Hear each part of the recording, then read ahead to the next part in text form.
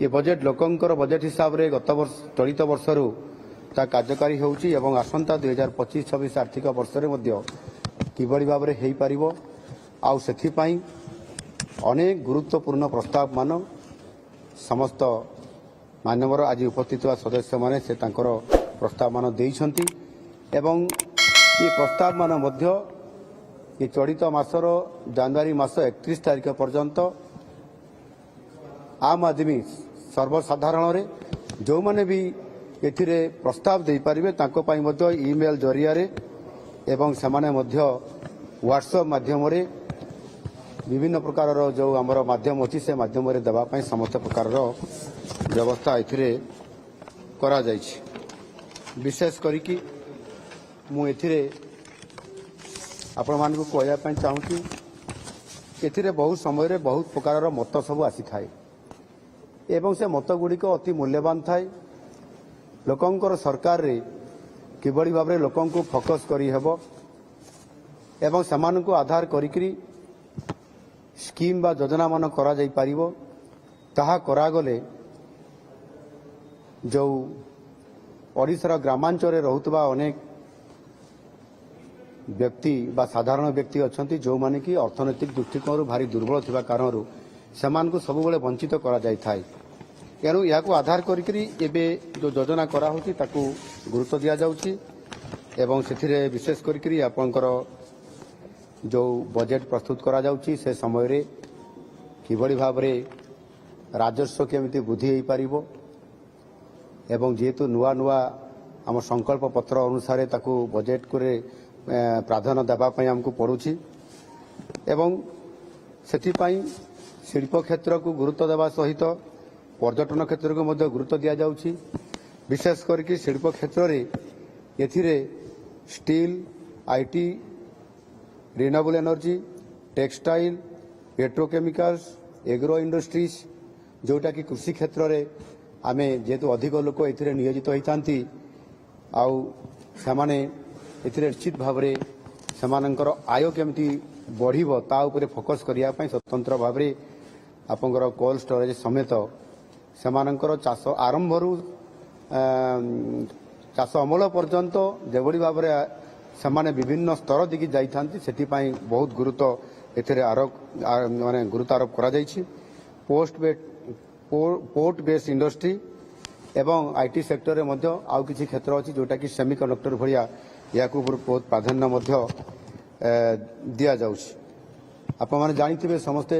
Utkarsh Odisha make in Odisha conclave 2025 जनवरी 28 एवं 29 तारिख रे हेबा पई जाउछि एवं माननीय प्रधानमंत्री मध्य ये जो आमर इन्वेस्टर्स जो समिट होती से योगदान भी करुछंती एथिरे सेथिपाई विशेष करके ओडिशा रे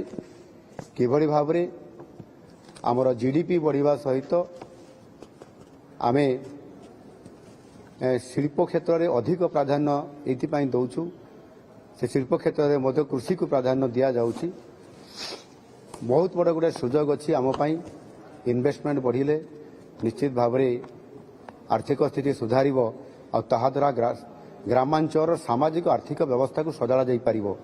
आ सेथिपाई मध्य विकसित गाँ विकसित ओडिशा एभली एक गुरुत्वपूर्ण एक योजना को आमे कैबिनेट रे पास होला परे ताकू आमे शुभारंभ करिया पई जाउछु। आगामी वर्ष मानकरे मध्य गोटे गाँ रे तार आर्थिक स्थिति केभली भाव रे मजबूत हेबो सेथिपाई ताहार आर्थिक व्यवस्था सहित से गाँर लोक माने आ सबुबेले सहर को आसीबे नाही गाँव रे गोटे आयर सोर्स तैयारी हेबो ता पाई मध्य ये विकसित गाँ विकसित ओडिशा रे एथिरे संपूर्ण भाव रे फोकस करा जाउछि। आज अति गुरुत्वर सह जो माननीय सदस्य माने प्रस्ताव गुड़िक देइछन्ती सेथिरे बजेट रो सबु दिग को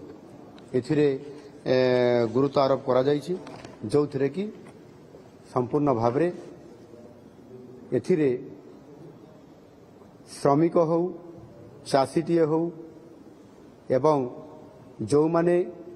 निजुक्ति क्षेत्र रे बहुत आशा बांधी छंती जे आमको निजुक्ति मिलिले आम परिवार रो भाग्य बदलिबो सेथिपाई उभय इंडस्ट्री सेक्टर रे जते बेले इन्वेस्टमेंट बढ़िबो आमे जो 5 लाख कोटी टंका इन्वेस्टमेंट कथा कहूचु सेते बेले को 3.5 लाख लोकंकर निजुक्ति बढ़िबो ठीक सही भली भाव रे ସରକାରୀ ଖାଲି ଥିବା ପଦବୀର ଯେଉଁ କଥା କହିଥିଲୁ 1.5 ଲକ୍ଷ ଲୋକଙ୍କୁ ନିଯୁକ୍ତି ଦେବା ପାଇଁ 20,000 ନିଯୁକ୍ତି ଦେଇସାରିଛୁ। ଆଗାମୀ କିଛି ଦିନ ଭିତରେ ପୁଣି 20,000 ଲୋକଙ୍କର ନିଯୁକ୍ତି ଅର୍ଥାତ୍ ଏହି ଚଳିତ ଆର୍ଥିକ ବର୍ଷ ଭିତରେ ହିଁ 2 ବର୍ଷ ଭିତରେ 24-25 ଏବଂ 25-26 ଭିତରେ 65,000 ଯେଉଁ ସରକାରୀ ଖାଲି ପଦବୀକୁ ପୂରଣ କରାଯିବାର ଯେଉଁ ଲକ୍ଷ୍ୟ ରଖାଯାଇଛି ସେଥିରେ ଏ ଚଳିତ ବର୍ଷ ହିଁ 40,000ରୁ ଅଧିକ ଖାଲି ଥିବା ସରକାରୀ ପଦବୀକୁ ପୂରଣ କରାଯାଉଛି ଯେଉଁଥିପାଇଁ କି ନିଯୁକ୍ତି କ୍ଷେତ୍ରରେ ଗୋଟେ ବହୁତ ବଡ଼ ଗୁରୁତ୍ୱପୂର୍ଣ୍ଣ ପଦକ୍ଷେପ ଆମେ ନେଉଛୁ ଏବଂ ବିଶେଷ କରିକି ଆମର କିଛି ପ୍ରୋଜେକ୍ଟ ଗୁଡ଼ିକ ଆମର HLCA ମାଧ୍ୟମରେ ଆମେ ତାକୁ ଅନୁମୋଦନ କରିଛୁ। ସେଥିରେ 2.5 ଲକ୍ଷ କୋଟି ଟଙ୍କାର ପୁଞ୍ଜି ଅଲରେଡି ତାକୁ ଆମେ ଅନୁମୋଦନ ଦେଇସାରିଛୁ। ତାହାର କାର୍ଯ୍ୟକ୍ରମ ଆରମ୍ଭ ହେବା ପାଇଁ ଯାଉଛି। ସେଥିରେ ମଧ୍ୟ 1,10,000 ଜବ୍ କ୍ରିଏଟ୍ କରାଯାଉଛି ଯେଉଁଥିରେ କି ଆମ ଓଡ଼ିଶାର ପ୍ରାଧାନ୍ୟତା ଅଛି। ସେମାନେ ଏଥିରେ ଜବ୍ କରିବା ସହିତ ନିଯୁକ୍ତି କ୍ଷେତ୍ରରେ ଗୋଟେ ବହୁତ ବଡ଼ ଧରଣର ପଦକ୍ଷେପ ନେବା ପାଇଁ ଯାଉଛୁ। ଏସବୁ ବଜେଟ୍ ଭିତରେ ନିଶ୍ଚିତ ଭାବରେ ସମସ୍ତ କଥାକୁ ଗୁରୁତ୍ୱ ଦେବା ସହିତ ଯାହା ଆଜିର ଦିନରେ ଯେଉଁ ପ୍ରାକ୍ ବଜେଟ୍ ଯେଉଁ ପ୍ରି ବଜେଟ୍ ଯେଉଁଟା ଆମେ କହୁଛନ୍ତି ଏ ବଜେଟ୍ ଆସିବା ପୂର୍ବରୁ ଯେଉଁ ମୂଲ୍ୟବାନ ସଜେସନ୍ ଗୁଡ଼ିକ ନିଆଯାଇଛି ତାହା ନିଶ୍ଚିତ ଭାବରେ ବଜେଟ୍ରେ ତାକୁ ବିଚାର ବିମର୍ଶ କରିକିରି ଆମର ଯେଉଁ ଫିସ୍କାଲ ଯେଉଁ ରେସ୍ପନ୍ସିବିଲିଟି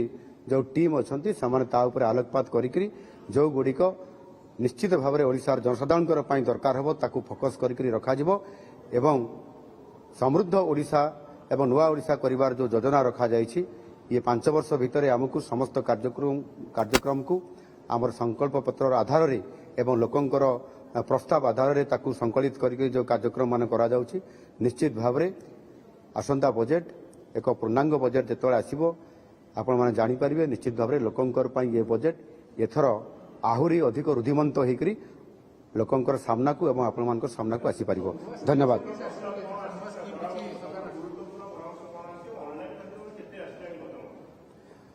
ଦେଖନ୍ତୁ ଅନଲାଇନ୍ ମାଧ୍ୟମରେ ବହୁତ ମତାମତ ଆସିଛି। ଗତ ବର୍ଷ ଯେମିତି 6,000ରୁ ଅଧିକ ମତାମତ ଆସିଥିଲା ଏଥର ମଧ୍ୟ ସେହି ଅନୁରୂପରେ ମତାମତ ଆସୁଛି। ଗତ ବର୍ଷ ଅପେକ୍ଷା ଏ ବର୍ଷ ଆହୁରି ଅଧିକ ମତାମତ ଆସିବ ବୋଲି ଆମେ ଅନୁମାନ କରୁଛୁ ଯେହେତୁ ଜାନୁଆରୀ 31 ତାରିଖ ପର୍ଯ୍ୟନ୍ତ ସମୟ ଅଛି। ବହୁତ ମତାମତ ଆସୁଛି ଗତ ବର୍ଷ ଅପେକ୍ଷା ତା ତୁଳନାରେ ଆହୁରି ଅଧିକ ଆସୁଛି। ନାଇଁ ଦେଖନ୍ତୁ ଇଏ ପ୍ରସ୍ତାବ ବଜେଟ୍ ଉପରେ କେତେ ପରସେଣ୍ଟ ଅଧିକ ବଢ଼ିବ ଇଏ ଉପରେ ସମ୍ପୂର୍ଣ୍ଣ ଭାବରେ ଯେଉଁ ପ୍ରସ୍ତାବ ମାନ ଆସିଛି ତାକୁ ବିଚାର କରିବା ପାଇଁ ଯେହେତୁ ଆମେ ନିଷ୍ପତ୍ତି ନେଲା ପରେ ଆମର ଯେଉଁ ଟିମ୍ ଅଛନ୍ତି ଯେଉଁ ସେଫ୍ଟ ବୋଲି ଗୋଟେ ଟିମ୍ ଅଛି ସେ ଟିମ୍ ତାକୁ ଆକଳନ କଲା ପରେ ଜଣାପଡ଼ିବ ଏବଂ ବିଶେଷ କରିକି ଆମେ ନିଶ୍ଚିତ ଭାବରେ ଆମେ